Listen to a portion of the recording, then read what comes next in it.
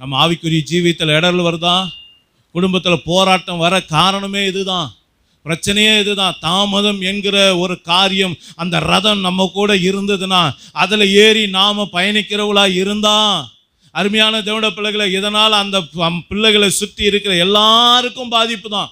நல்லா கவனிச்சு பாருங்க. மோசே என்கிற ஒருத்தனுடைய தாமதம் 20 லட்சம் பேர் இஸ்ரவேலருக்கு பெரிய போராட்டமாக அமைஞ்சு போச்சு. யோசிச்சு பாருங்க, யோசிச்சு பாருங்க.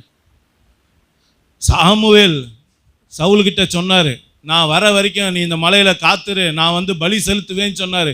சாமுவேல் வர தாமதம் ஆன போது வசனம் சொல்லுகிறது, சவுல் துணிகரமாக போய் என்ன பண்ணிட்டான், செய்யக்கூடாததை செஞ்சுவிட்டான்.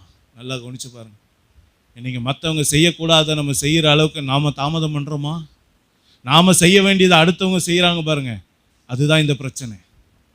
நாம் செய்ய வேண்டியதை நாம தான் செய்யணும். அதுதான் கத்தனம் கொடுத்துருக்க ஒரு ஆசீர்வாதம். யோசிச்சு பாருங்க. நாம் தாமதம் பண்ணும்போது வேற ஒருத்தன் என்ன பண்ணுறான், அந்த இடத்துக்கு வரான், அது அவனுக்கு பாவமாக போய் முடியுது. யோசிச்சு பாருங்க. இன்றைக்கி தாமதம் இடரலை கொண்டு வரும். தாமதம் இன்னைக்கு என்ன பண்ணிடும், மற்றவனை பிரச்சனையில் மாட்டி விட்டுரும்.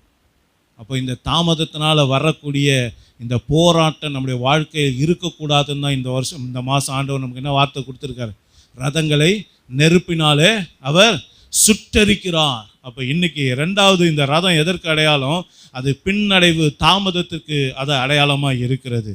3வதாக வாசிப்போம் 2 ராஜாக்களின் புஸ்தகம் 6ஆம் அதிகாரம் 14-15 வசனம். அப்பொழுது அவன் அங்கே குதிரைகளையும் ரதங்களையும் பலத்த இராணுவத்தையும் அனுப்பினான். அவர்கள் ராக்காலத்திலே வந்து பட்டணத்தை வளைந்து கொண்டார்கள். தேவனுடைய மனுஷனின் வேலைக்காரன் அதிகாலமே எழுந்து வெளியே புறப்படுகையில், இதோ இராணுவமும் குதிரைகளும் ரதங்களும் பட்டணத்தை சுற்றி கொண்டிருக்க கண்டான். நல்லா கவனிங்க. இங்க 3வதாக வசனம் சொல்லுகிறது, இந்த ரதங்கள் என்ன பண்ணுகிறது, அந்த பட்டணத்தை சூழ்ந்து வளைந்து கொண்டு இருக்கிறதை வேதம் நமக்கு காட்டி கொடுக்கிறது. அப்போ நல்லா கவனிங்க, இது நல்ல ரதம் கிடையாது. இந்த ரதம் எப்படிப்பட்ட ரதம், உன்னை செயல்பட முடியாதபடிக்கு உன்னை முடக்குகிற ஒரு ரதம், உன்னால் எங்கேயும் போக முடியாதபடி உன்னை முடக்குகிற ஒரு ரதம். எப்படி பக்கவாதம் வந்துச்சுன்னா படுத்த படுக்கையாக ஒரு மனுஷன் மாறிறானோ, அதே போல் இந்த ரதம் யாரை பின்தொடருதோ, யார் கூட இருக்கோ, அவனால் எங்கேயுமே போக முடியாது. எல்லாம் அவனை சூழ்ந்து இருக்கும்.